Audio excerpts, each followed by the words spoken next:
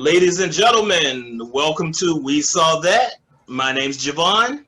I'm Kevin Battle, and I want to introduce the third man here that you see, my cousin, my other brother Daryl, Peter Lyday. How you guys doing? Good. What's up? What's the deal? All right, let's get into it.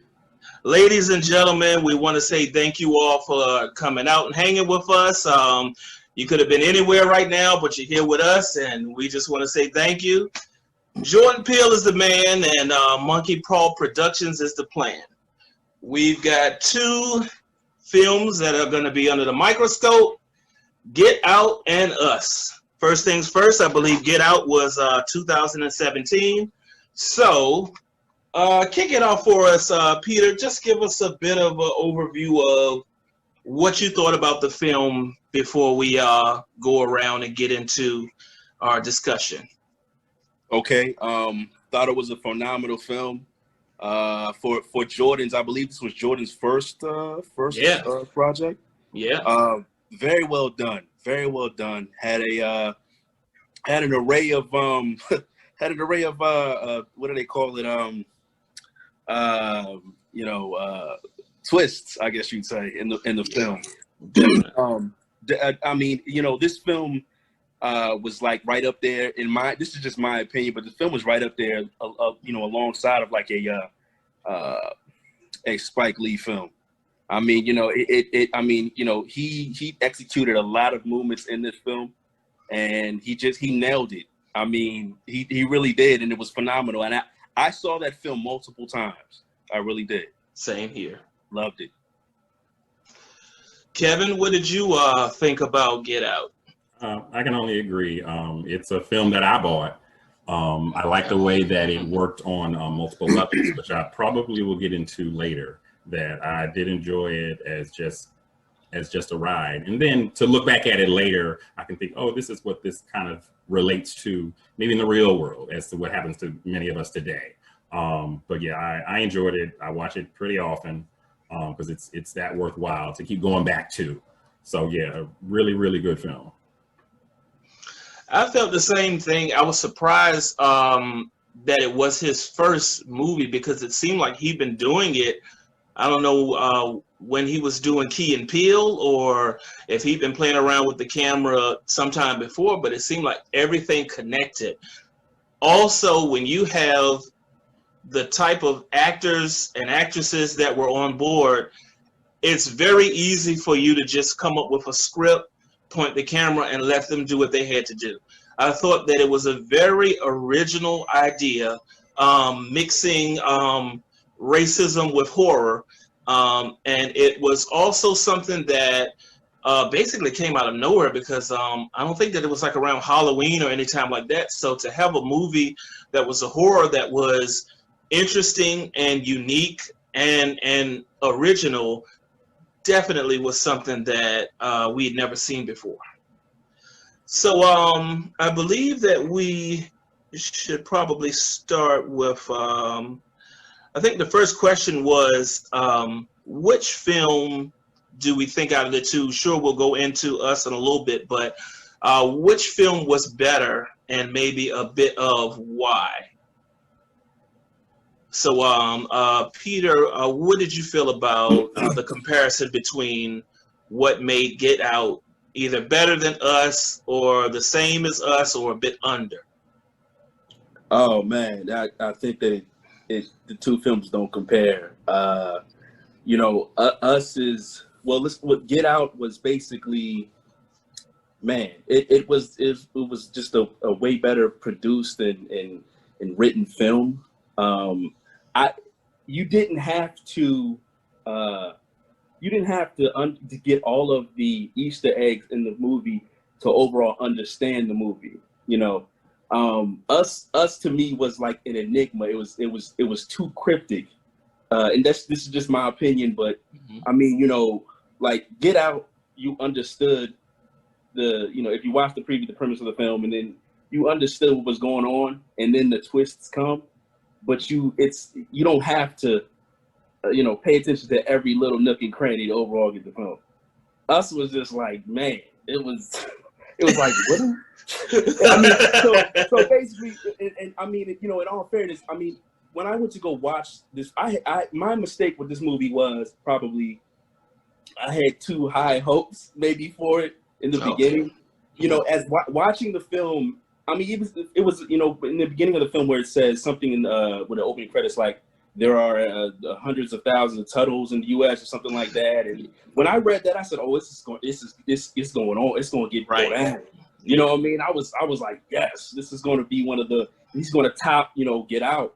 And you get into it, and by the end of the film, the lights come on, and people literally said, like the first go around for me, it just wasn't there. It just was like, and then you know, I watched it again prior to you know having this you know this meetup we're having now, and it was just as rough trying to get through it the second time as it was the first one.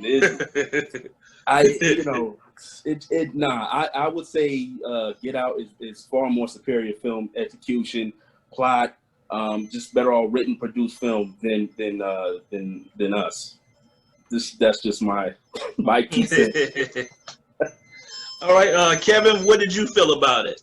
It worked better as maybe an allegory where if things stood for other things, but I think the plot I wasn't into it as much. Like I was saying about Get Out, I just really got it as a film, but Us seemed like something where if this stands for something else, if this color means this thing, if these people stand for, I don't know, this social class, that I felt that made a little more sense. And then Us was the kind of movie where if you stop and think about it, which I know you're not supposed to stop and think about things, okay, but I did, and I was like, this doesn't work.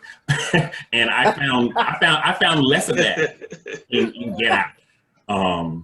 Yeah, with Get Out, there was the whole medical procedures thing that you have to get past, and how can you have somebody inside someone else's body? Well, okay, but I was able to get through that. But with Us, with tying into what you were mentioning, Peter, about the opening credits scene, we got these miles and miles of underground tunnels, and so you start to think about that, and just like, how did that really work if this really happened?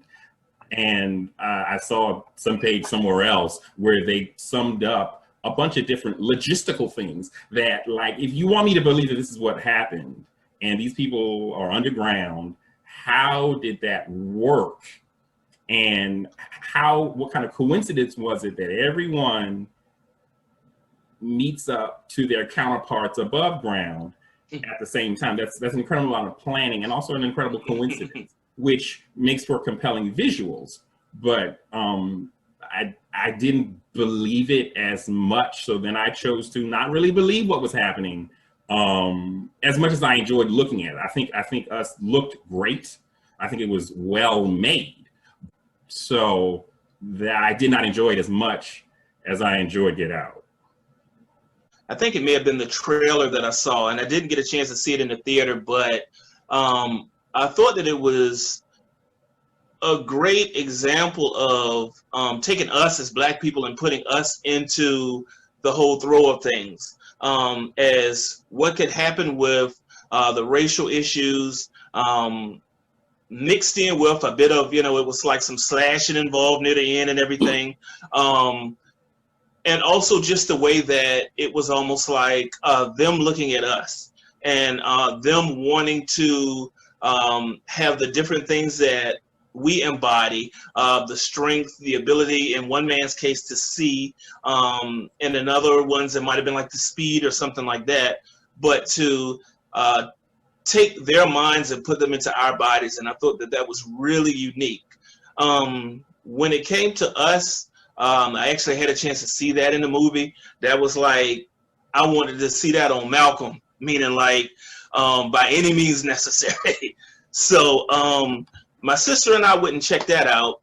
What I appreciated about it was I liked Jordan's ability to try to do something unique, even though it was borrowed from the story of, I think, Tales from the Dark Side or something like that. There was like a short film that was turned into. I appreciated it being original. I appreciated Lupita Nyong'o, which we'll talk about later, and actually him going and getting 2 people from Black Panther with Winston Duke also.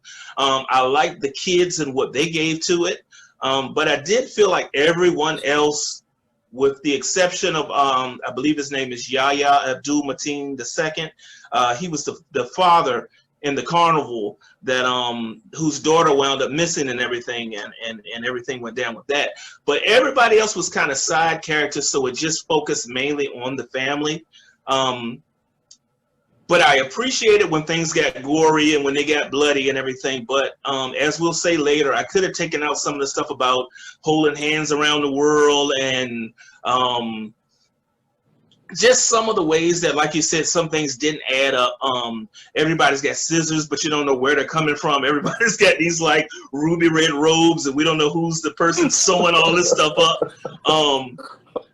But overall, I looked at it for the technical ability that Jordan gave behind the camera, the way that it was shot, the fact that he'd never done a horror movie like that, where it wasn't as psychological, it was more just blood and gore, along with the elements of it that were like the home invasion. And so with that in it, you know, I do think the Get Out was far superior, but I think that I liked Us a bit better than the two of you. So what would you change about Get Out, if anything at all? Or did you feel that it was perfect, or anything that you might tweak? Or how did the two of you feel about if there was anything in Get Out that you would just kind of tweak a little bit? Kev, I don't know. I think I'll pass that to you. Maybe you might spark something. Okay. Yeah, I'd like to hear it too. I wouldn't change much about Get Out. Where it's showing now, like I said, I own it now. I own it on Amazon Prime, and they put the alternate ending at the very end of the credits. And I don't want to give that away if you haven't seen it. Although you know, I mean, the movie didn't come out last week. Right. But I think it gives a more, perhaps, realistic conclusion to the whole matter of this dude leaves a house that's on fire and everyone's dead. Yeah. There's another look at how that could have ended for the main character that I appreciated that the director thought about, even though it wasn't even though it didn't make it into the final cut. But I wouldn't change much about Get Out at all. Not Get Out. Are we talking about Us yet? Or are we gonna stay there? Yeah, I guess we'll stay to Get Out for the rest of the questions, and then we'll go to. I think the same thing. I personally think that there wasn't anything at all that could be changed. I like the way that Lil Rel Howery gave the comedic element, but I felt like it was a bit phoned in. It was funny and it was on point, but it seemed like the movie would stop and go to him wherever he was to get a bit of, a laugh or two, then go back into the plot. And if it wasn't for him being at the end to, I hope we didn't have to say spoiler review for this, for any of this discussion, but if it wasn't for him being the one at the end to rescue, then everything else with him seemed to be just one character that connected Daniel Kaluuya's character to someone who was Black, someone who was also a man, and someone who was, I guess, a friend outside of the plot. And it was just a reason for him to throw a couple of jokes. I think he was saying something about them being like sex slaves or something like that, which, I mean, I laughed every time they said it, but in hindsight, I was like, I wish that he would have been incorporated more, because as you saw later on in his career, he's been going on to do a lot of different things. And even though this was one time to see him on the screen, on the big screen, I wish that he would have been inside instead of just in a separate house or a separate apartment, kind of only there when Daniel Kaluuya picked up the phone to call him and to get you laughing a bit or two, and then he hangs up, and then that's it for him. So, I mean, that's pretty much it. But as far as the way it was shot, as far as the music, we didn't even mention, what was it, Redbone, Stay Woke, They Be Creeping. Oh my gosh. The music for both of them, I'm sure we're getting ready to say, was so on point. And yes, and then you're starting to see in his other movies that he can just take something that's already out there and slow it down or speed it up and turn it into something that'll creep your pants off. You know what I'm saying? So I think that's pretty much everything that I would change. I think as far as the two, that would be the one that wouldn't need that much at all to be changed. But I'm sure when it gets to the other side of things, we will have a scroll to pull out. Okay, for all of you, what would you categorize Get Out as? As just a regular horror, as psychological, as a thriller, not horror at all? How would you classify it? Maybe starting with you, Peter. Oh man, that you just you split hairs when you say a horror, a thriller, or a psychological horror. Wow. Oh man, I think that it would be all three, kind of in a sense, touching on bases about all three of them. I mean, the film definitely touches on all three of those categories you just said. Right. I mean, it's some people could say that it's not a horror; it's just a thriller. But you could say, I mean, come on, psychological was that was the plot. I mean, that was the definitely. Impact, you know what I mean? So for me, I would categorize as all three of those categories. What say you, Kev? I've heard the term social thriller being thrown around lately, especially in reference specifically to like Get Out and Us. And there are other movies that do the same kind of thing where there is a clear message in this. And that's, I guess, what I was talking about. The film works on multiple levels. So I agree with Peter. I mean, it touches on all of those things. I personally think that it didn't really turn into a horror film until like about the third act when everybody started dying real quick. I mean, it's not in the sense of the bad guy does all the killing. In this sense, it's the good guy who does all the killing. But I felt, I mean, this isn't like a novel experience, that the film changed right around when he busted up out of that chair and started lighting everybody up. Exactly. I'm like, yeah, exactly. And I mean, that's what we're waiting for. Yeah, they've all got it coming. So go ahead, do it, bro. But that's kind of what it was. I mean, it was like let the bodies hit the floor, and that's exactly that's what it was right up until the end. Yes. So to me, the tone changed right there, because I think everything by that point kind of had been said about, and maybe we'll get into this later, about the very direct, a real consequence to like benign racism. All that had been said up to that point. Yes. And even when he went back to go save, I guess, the grandmother, because that was, I guess, an echo of he didn't go back to save his mom. So I guess that's a way for him to redeem himself and save the grandmother. By that point, there was nothing else left, I think, to say. I think there were no points, I think, to be made that hadn't already been well stated. So by then, now everyone else has to die because they're in on this thing, and now these are the real consequences that came back on them for their benign racism, and then of course also the enslavement that they're perpetuating. Even though they would have voted for about 3 times, but there's still a side to him that isn't working out for people of color. So. Yeah, right when he broke out, kill everybody. It's a new film now, and that's why I felt the horror part took over. But I agree with Peter that it almost like defies categorization, I think, because there are so many elements that it pulls from and that it blends very well. Great points. It seemed to me what connected me to it was, and I'm gonna put it as blunt as possible, there have been times that I have been the only Black person in the room. And before that goes too far, there are times where that's perfect. You know what I mean? There's times you can shine like that. There's times that doesn't become a problem.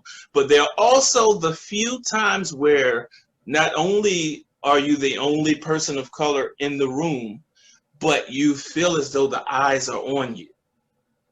And for me, that resonated with ways that I have felt at different parts of my life, but have never seen put into horror. It's been shown in dramas, it's been shown in even comedies.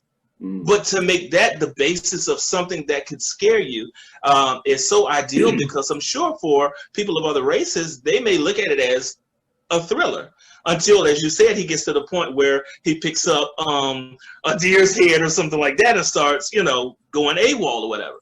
But for me, from the second that his girlfriend invited him home, I was already a bit uneasy.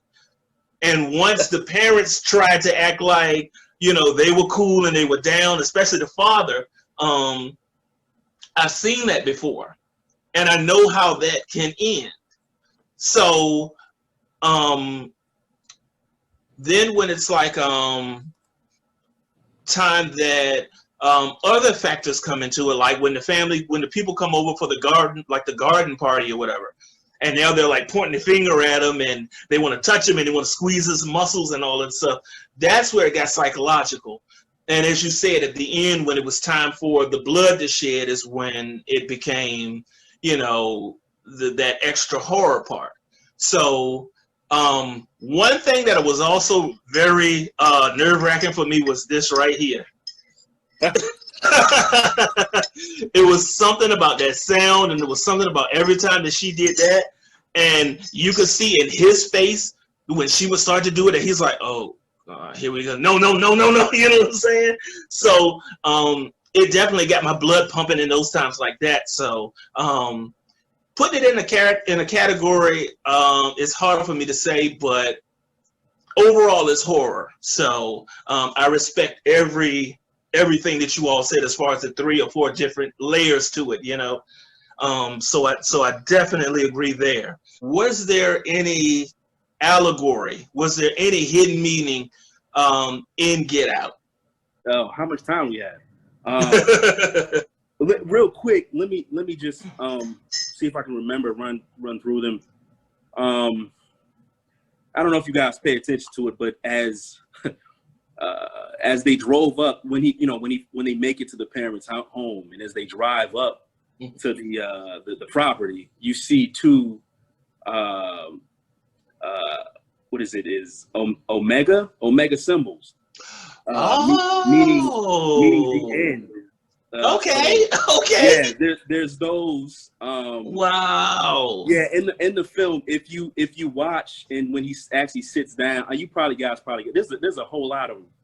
But the second one that I noticed was when he's engaging in conversation with the father, and the father says he's talking about the deer, right? How I hate them, and you know the only good one's the dead one, and all these things. I mean, we kind of got that, and then at the end where he stabs with the butt, it's because of back in when there's a whole lot of meanings, but how slaves were considered bucks, and he finally kills them with the with those, and what else was it? There's a lot of them. Well, when she's eating, she was psycho, but how she was eating, his girlfriend, I'm referring to, how she was eating the Fruit Loops, and you know how she was eating them. She was separating the colors from the milk, from the white. You know what I mean? So it was like, oh my god, it was a whole lot. There was the one of the he was sitting down in the chair, and the cotton, he was picking cotton, and it saved his life. That's right. It's I mean, this is why that film, if you didn't get them the first time you went back, it's just, it's very well produced film, very well written film. It's up there, man. It really is. Definitely. It's more than what I'm saying, but I'll just give y'all, I don't want to take up, everybody's time, but it's phenomenal film. Very, man. What could you add to that, Kel? I mentioned it before. What I appreciated about, in line with what Peter's saying about how well constructed the different, I guess, Easter eggs were, in references to the history of race in America. I really appreciated how this film turned that those issues that we talk about, where, you know, unease at being the only Black person in a room, being compared, being seen as a representative of a race, how this film turned that into something with actual direct consequences. So there's the allegory side of this is like referring to like racism and slavery, and then it becomes actual slavery where the people are passengers in their own bodies. But with a white master who's in charge of their body. So I really appreciated the combining of something that's a theory with something that is actual in this film, in the universe of this film, an actual practice. But I could probably just copy everything that Peter said, that you'll be looking for little details. And if you know about race in America, there's so much to find, because I mean, Peele was able to put all of those things in here and have it be under the surface. So it's not something that's just distracting you from what's happening, but it more like informs, and I guess could like reveal what's going on here. Amazing. And just to add to that bit of symbolism that you stated, Peter, I noticed with Daniel Kaluuya scratching the end of the chair, the cotton that he's pulling out of the brown hand grips to the chair was white, which is almost like the white mentality that they were putting into the brown individuals. Wow. Also, whether it's Terry Crews, whether some people say Kanye West, anyone who someone feels is Black and is either a Black man or Black woman, but isn't lining up to what we're supposed to believe or be or think, or how we talk or what we listen to or how we feel, has been referred to as being in the sunken place. And so while they use that for a device in the film to show when he left his body, where it could then be entered by someone else or just used as a pawn, it's also a term or terminology used in our everyday life when it's someone who they feel is acting like they're not Black or they're not Black enough. So that was one big thing that I took from it, that issue about the sunken place. But I agree with everything. There was a lot of stuff that, like you said, Kevin, that I wasn't even paying attention to. So anytime that you can speak about a movie and look at it for more than what's just on the screen, that's when you immediately are able to take away, you know, and remember, and those are the ones that you want to show someone and talk about later and have discussions like this, you know what I'm saying? So one of the last few questions about this one would be, did it warrant a second viewing? Or was it better the second time that you watched it, or the times that followed? Or was one time enough for you to say, I've seen everything, I'm done, I'm good, you know, it doesn't have replay value? How did you feel about the replay value concerning Get Out for both of you? Yeah, if you want to. Sure, I'll take one. Yeah, I mean, to me, it warranted a third, fourth, fifth viewing just to see what did I miss. I mean, mostly for the revelation about the girlfriend, because her whole thing took me by surprise completely, and I didn't see it coming. I guess I should have. Who knows?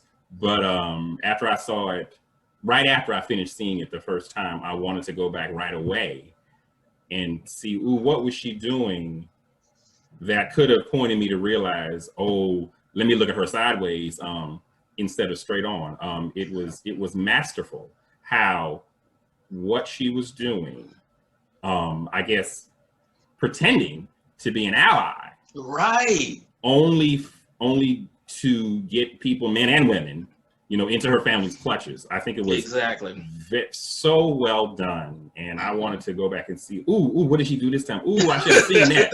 Right. I just wanted to go back and see, you know, her portrayal. What what did I miss the first time? So me, it warrants multiple viewings, and also it's the kind of movie where I don't think knowing everything for me, it didn't ruin it. It just makes me appreciate it more. Definitely. Every time I look at it, there are more things for me to find. So it only gets better and better when I continue to look at it again. And Peter, I think we feel the same way that he does about that. You know? Yeah, I mean, it gets better every time, right? Yeah, you have to see it. And I would say you have to see it more than once, more than twice. If it just, for the love of the art. I mean, besides the fact that there's so many hidden gems and Easter eggs in the movie, because it's written very well. It's very, very well written film, and I think that you have to watch it multiple times to really appreciate it. Because if you watch it, and that's, like I said, I like films. I mean, regardless of, if I find a film that I really appreciate, I watch it 1 billion times. I mean, I've been like this since I was a child. Same here. Specifically, this film, you have to watch it more than twice, in my opinion. But yeah, multiple times. One of the creepiest things that I thought to round this session out about Get Out, the way that Leroy, the one who was abducted in the beginning, and you didn't see until he had the hat on and was with the older lady, the way that he acted and the way that Georgiana acted when Daniel Kaluuya said something that kind of jarred them back into reality just for a second. And with Georgiana, I think that she shed the tear when he was asking her about why she was messing with his phone. Yeah. And number one, that was brilliant acting from that actress, but also the way that you could see that what was in her real self was fighting for that moment. Yeah. And how they said something about in the video that they showed Daniel, I keep forgetting his character's name. I think it might have been Chris. But the video that they showed him when they said something to the effect of there will be a little piece of you that still remains, but it won't be enough to control your whole body. And so when Leroy, when Daniel Kaluuya, when Chris came up to him and spoke to him and then flashed the camera, you saw him have that issue, and then all of a sudden he pulled to him and yelled the name of the movie, Get Out. You know what I'm saying? And that was creepy. Yes. Every time that I see that gets me. One other thing real quick for me, and then we'll go around with you guys, was the brother. It was something about the brother that just didn't sit well with me. It was kind of like being a creep with, when I guess you've got your sister's boyfriend there in front of you and he's black and you're looking down on him, but now he starts to challenge him to want to wrestle and trying to, see where his manhood is and everything. And I like how calm Chris stayed and how he didn't give into it. But from that moment, every time that I saw that guy, the brother, it just gave me just an uneasy feeling. So those are the main moments for me. What did you all feel about the moments that creep you out the most with Get Out? I can take one. Specifically, well, I agree with you with the grandmother. When who she really was started to fight. That was like you said, that was a very powerful moment. I really it was great. Close up on the face, she drooling and snotting, and right. You something's wrong here, even if you don't know yet what's wrong. Something's kind of crazy. I really appreciated I think how well the character who got abducted in the beginning, Lakeith Stanfield, was an actor. Yes, Leroy. I didn't recognize him when he came back on the scene. I was like, "Who's this?" That's true. That's true. I didn't really click who it was until Lil Rel said, "Hey," until he said who it was. That's Dre. I was like, "Oh, really?" He was like, "That's Dre. That's Dre." He was like, "Dre." Yeah, that's great. I didn't catch it until they caught it. So I mean, I don't know. Maybe that could have starred me. But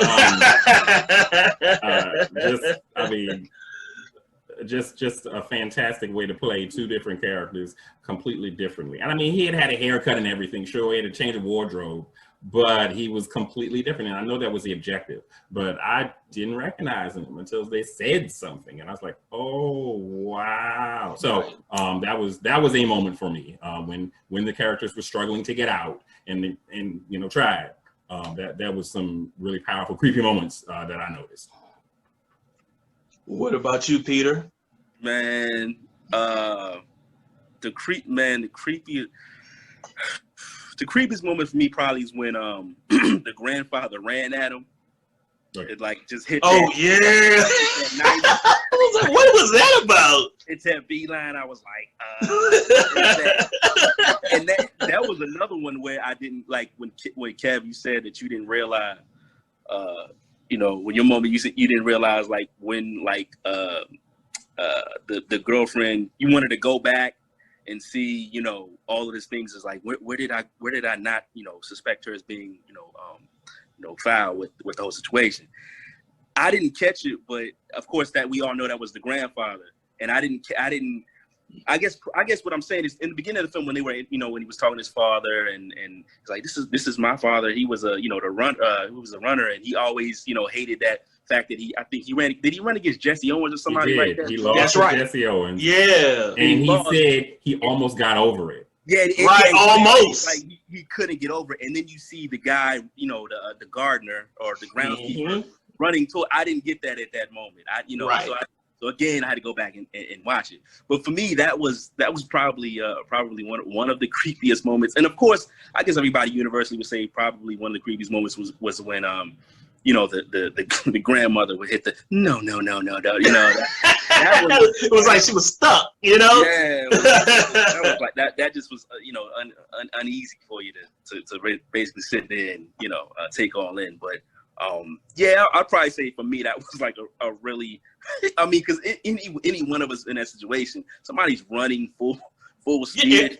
Yeah, and you saw he kind of braced himself like, what? Yeah, like you're like, and then you hit a 90. It's like, what is that about? Right, in the last second.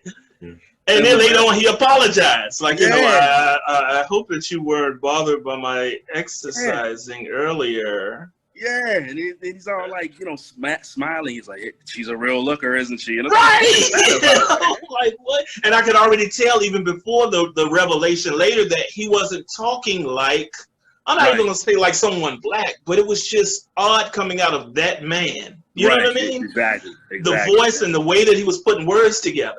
Yeah, he was suspect from the beginning, from the get-go. Yeah, yeah, why would the help say something like that? Exactly. Right. Yeah. And that was one thing that looking back at it, I kind of didn't get what grandma and grandpa were getting out of this whole thing, posing as the help. Right. But I could get over that. Mm-hmm. But yeah, just when I watched it like the third time, he said she's a real looker, and I'm thinking, why, sir? Why? She's not related to you. She's not related to you. Right. So why would you say that? Of course, she was. But yeah, it is something that could make you, wonder. And it looked like Daniel Kaluuya's character also wondered what was that about. But yeah, that's just another thing where, in retrospect, it's like, oh, this is a red flag.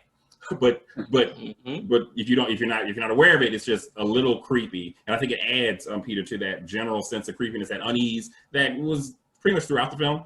Yeah. I mean, this like I said, this film has so many Easter eggs in it. Like, I mean, when when he had that party, it was an auction block.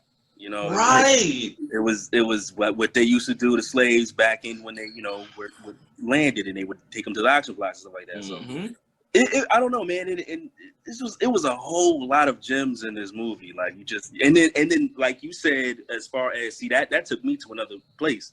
What you said about the cotton coming out of the brown chair. I just got the cotton reference, you know what I mean, with the pick it and put in the air and say you like, but that's salute. That got me. I appreciate that one. Hey, you all got me wanting to watch it again, like right now. One final thing to say is, I believe without this role, Daniel Kaluuya wouldn't have been able to get Black Panther, Widows, and Queen and Slim, which were the few that he did after, and I believe it was because they saw, I mean, he'd been in other things before, but when he showed that wide range of being able to go from emotion to emotion, I'm sure that landed him in those positions right after. And I believe the very next thing was Black Panther. So I believe that that was directly off of, not only were you in a social film about race and the way that you stood up for yourself and the way that he, you know, regained his composure throughout and overcame everything, that would have me like, let me get him right there to be something in this, you know, in the star-studded cast with these African-American men and women. You know what I mean? So, yeah, plus I didn't know he was a Brit. Yeah, exactly. Until I saw the interviews, I was like, like, why is he talking like that? Yeah. But that's cool. That's cool. Nah, I mean, you know, he did that. You know, that's one of the things about him. He nailed that American accent. You know what I mean? I had no idea. No idea. So I saw him in the first season of Black Mirror. So that's the first time that I saw him. So I kind of had the reverse reaction, because in that's a primarily like British set series, and that episode that he was in was set there. So then I had the different reaction when I heard him talking like people who live 25 miles away from me. I'm like, oh really, bro? So testament to his talent. Right. And I think that there was an issue in Hollywood about people thinking that British Black actors were taking African-American actors' roles. But I heard about that, yeah. Right. But I think it comes down to who's the right person for the job. For the job, thank you. Exactly. I think sometimes when you hear stuff like that, man, I was talking about this with my sister the other day. I think that maybe media has the author of sometimes when they project something out there and they say you know, what we're talking about is that subject matter about how British Black people take in certain American Black actors' role. It's like, who has a problem with that? Does the media just come out and say something like this, a headline, hey, or is it, you know, I don't believe everything, you know, that the media projects or has in a headline. Sometimes I'm like, are we as a people really mad about that, or you guys want us to be mad about that? So I think it's kind of like a control thing with the media swaying our thoughts. Maybe, I don't know. It's just something, you know. I just touched on that a little bit. It's a very good point. It's a very good point. But he was definitely the right person for the job. You know, he was the right guy for the job. I thought he did a phenomenal job in the movie. But definitely, that's my opinion.